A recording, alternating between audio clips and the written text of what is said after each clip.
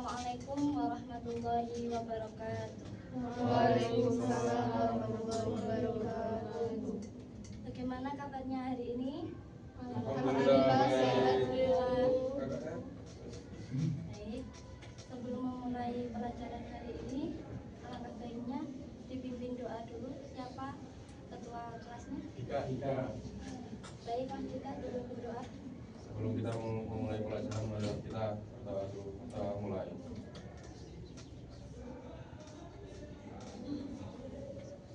Kita selesai.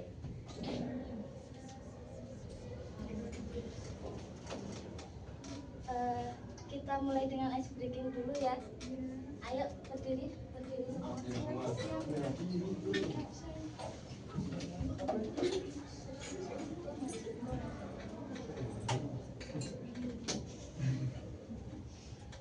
Saya duluan ya. Ya.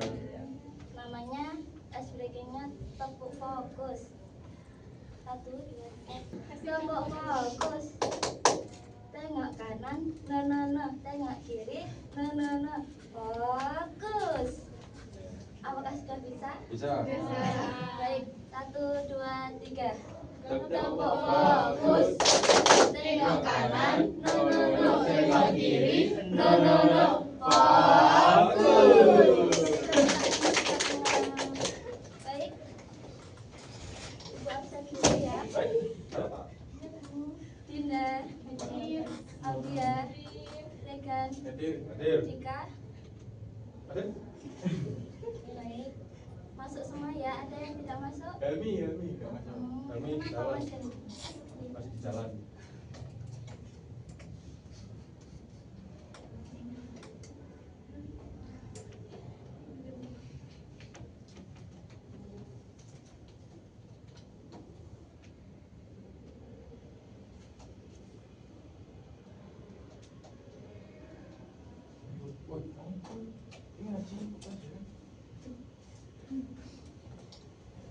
Dari gambar di sini ada yang tahu nggak ini apa? Tulisan Arab Pegun. Ini bukan tulisan Arab. Bismillahi kalau dibaca orang dulu, kalau yang itu masih bahasa Melayu. Nah ini disebut bahasa Melayu kuno. Udah tahu ke arah mana kita nanti belajar? Hikayat. Ya, benar Mbak Iva, hikayat.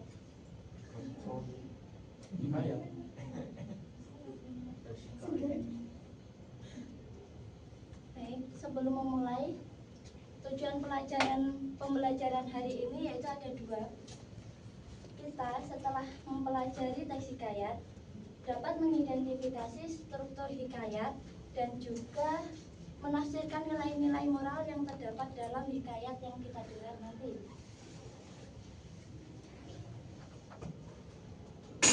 Sebelum mulai, saya ingin kita sama-sama membayangkan ada sebuah cerita yang tokohnya itu seorang raja yang tubuhnya terbuat dari besi, uratnya terbuat dari kawat, lalu dia bisa memimpin semua dewa, semua raksasa. Menurut kalian itu ada nggak sih di kehidupan nyata? Mungkin nggak? Enggak.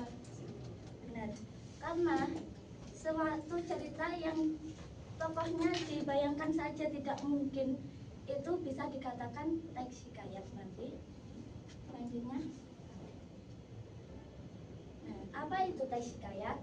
Teks hikayat dalam 4 poin dapat digarisbawahi, yaitu sastra lama yang ditulis dengan bahasa Melayu. Sebagian ceritanya itu pasti menceritakan tentang kehidupan istana. Lalu tokohnya itu banyak suatu hal yang tidak mungkin. Dia mempunyai keajaiban, keunikan, dan tidak bisa dibayangkan. Itulah yang dinamakan teks hikayat. Nah, teks hikayat itu hampir persis dengan cerpen dalam segi strukturnya. Tahu nggak ada perbedaannya apa dengan teks hikayat di struktur? Ya, benar, abstrak. Kalau di teks cerpen itu adanya orientasi, komunikasi, klimaks, resolusi, dan kode. Di sebelah kiri ini ada penggalan-penggalan teks hikayat. Mari kita analisis dulu. Di poin 1, Alkisah, maka tersebut perkataan ada suatu raja. Ini disebut dengan apa? Ada yang tahu kenapa disebut dengan abstrak? Kata-kata yang mendasari Alkisah. Abstrak itu diawali kayak Alkisah, sebermula, awal mula, yang perkataan-perkataan seperti itu untuk mengawali itu disebut abstrak. Yang kedua, adapun Baginda itu terlalu besar kerajaannya. Pada zaman itu tiada siapa ada yang menyamai kebesarannya. Ini masuk ke karena seorang raja. Lanjut. Maka karena itu Raja Wirandagiri itu pun bertitah kepada Hulu Balang yang keempat itu. Itu masuk ke komplikasi itu awal mula konflik. Benar. Setelahnya, demikian titahnya, hai saudaraku keempat, pada keesokan hari pagi-pagi segeralah saudaraku himpunkan. Masuk ke Klimaks. ya. Karena itu sudah di puncak ya, rajanya sudah marah. Hai saudaraku, mengajak ke sebuah tempat, mengajak para saudaranya. Setelahnya juga, setelah Raja Wirandagiri mendengar sembah Garandalela itu, maka ia pun segera serta memakai pakaian yang indah-indah dan kenaikannya Garuda berkepalang buta. Garuda berkepalang buta itu kalau di bahasa Indonesia lebih ke kesombongan. Dia sudah sombong ketika disuruh Raja Wirandagiri. Itu masih masuk apa? Resolusi. Itu masih masuk klimaks. Sudah saya kasih tahu, dia masih sombong. Dia masih puncak kesombongannya. Nah, baru maka setelah itu Raja Wirandagiri itu pun diiringi oleh segala raja-raja dan menteri Hulu Balang serta rakyat sekalian. Baru resolusi itu penyelesaian masalah. Kalau koda itu apa?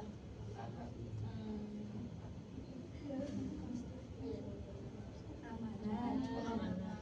Ya, kalau amanat mungkin nggak ada di teks yang sebelah kiri. Tidak. Ya tidak, tapi tersirat. Nah, ini penjelasan lebihnya. Ada poin-poinnya. Abstrak itu pasti pembuka, lalu diawali dengan kata-kata Alkisah, sebermula, mulanya, dan lain-lain. Yang kedua, orientasi, perkenalan tokoh, lalu menjelaskan latar, waktu, tempat. Jadi kayak perkenalan ini latarnya di mana, waktunya di mana, itu masih masuk orientasi. Komplikasi, munculnya peristiwa, klimaks puncak konflik, resolusi penyelesaian kode, yaitu tidak tertulis berupa nasihat. Ini ciri-cirinya. Cerita lama yang pertama, tokohnya luar biasa. Ini sudah disinggung tadi, jadi kita skip saja. Menganalisis lagi. Di saat ini sudah masuk ke kita menganalisis jenis moral sebelah kanan. Maka Han Tuang sujudlah berhadapan ke bawah Duli Suri Sultan, lalu mengucapkan syukur. Dari kata-kata sujud, syukur itu sudah terngiang kan bahwa itu lalu yang kedua, rakyat pun sangat kasih akan Hang Tuang, tiada jemu menolong orang kesusahan. Itu masuk ke hanya dengan membantu orang. Yang ketiga, keluarga meskipun difitnah oleh sahabatnya sendiri, Tong tetap sabar. Berarti pengkondisian dengan nilai moral Individu. Sejak kecil Hang Tuang selalu menurut segala titah ayah bundanya. Berarti Keluarga. tatkala Sri memerintah Hang Tuang memimpin angkatan ke Indrapura, masuk ke tepuk tangan kita sebentar. Nilai moral religius itu berkaitan keimanan, sosial hubungan antar manusia, keluarga berhubungan dengan keluarga, lalu individu, pengendalian kepribadian sikap kita, moral kepemimpinan tentang bagaimana seorang pemimpin itu menyikapi.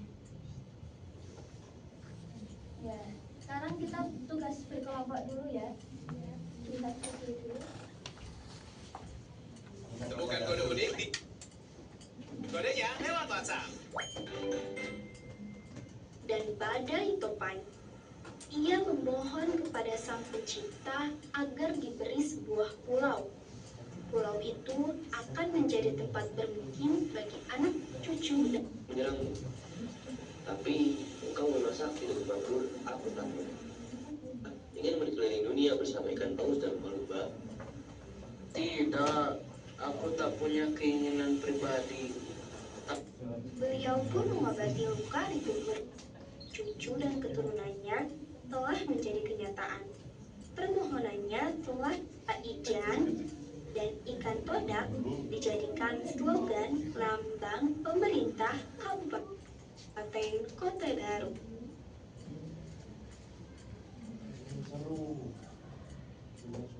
Baik, itu tadi kita sudah menyimak mengenai hikayat Saidaan dan ikan todak. Sekarang kita bentuk kelompoknya dua anak ya. Berarti Mbak Dinda sama Audia ini berdua ke belakang.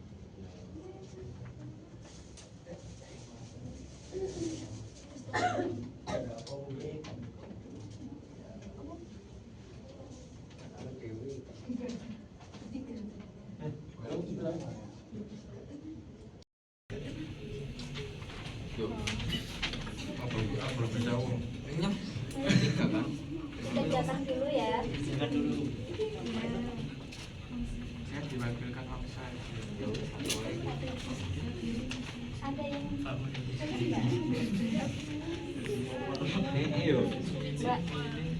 Ada? Kok tidak pakai sarungan? Ada yang serius nggak? Mbak? Ada? Kok tidak memakai sarungan? Saya mana kok? Dikerjakan ya? Oh, ini.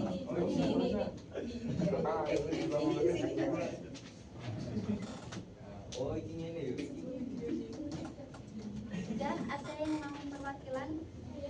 Oke, Mbak Audia ingin menyampaikan yang bagian apa? Analisis struktur. Oke, ayo berdiri. Maju atau di sini? Ya, maju dulu. Saya akan membacakan hasil diskusi kelompok saya.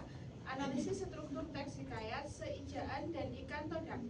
Struktur hikayat yang pertama abstrak. Kutipan teksnya bermula ada seorang datu yang sakti, Mandraguna sedang bertapa di tengah laut.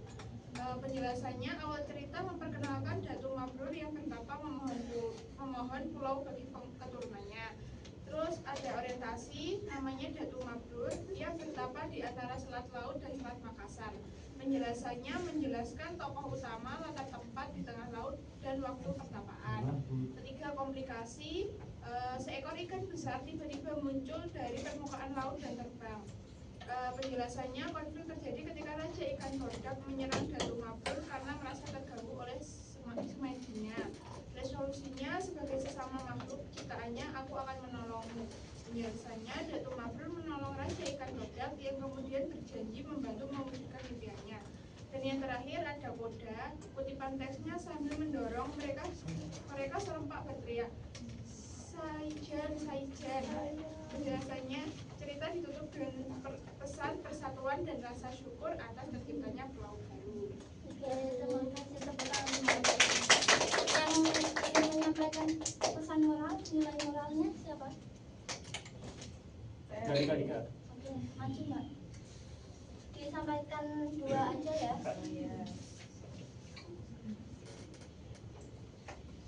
Nilai moral dalam hikayat Sa'ajan dan Ikan Todak. Nilai moral, keimanan dan kepasrahan kepada Tuhan. Kutipan teks, ia memohon kepada Sang Pencipta agar diberi sebuah pulau. Menjelaskan, mengajarkan pentingnya doa dan menyerahkan diri kepada Tuhan untuk tujuan yang baik. Yang kedua, nilai moral, tolong-menolong dan kasih sayang. Kutipan teks, sebagai sesama makhluk ciptaannya, aku akan menolongmu. Makna, menunjukkan empati dan kebaikan hati bahkan terhadap makhluk yang sebelumnya musuh. Baik, tepuk tangan. Dari pelajaran kita hari ini, apa saja tadi struktur teks hikayat? Ada abstrak, orientasi, komplikasi, klimaks, solusi. Kalau nilai moralnya, religius,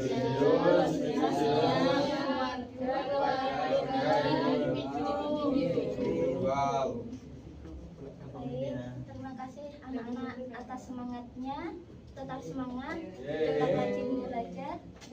Belajar itu bukan tentang siapa yang paling cepat, tetapi siapa yang harus berusaha. Sekian dari saya. Wabillahi taufiq wal hidayah, wa ridwan wal inayah. Wassalamualaikum warahmatullahi wabarakatuh. Waalaikumsalam.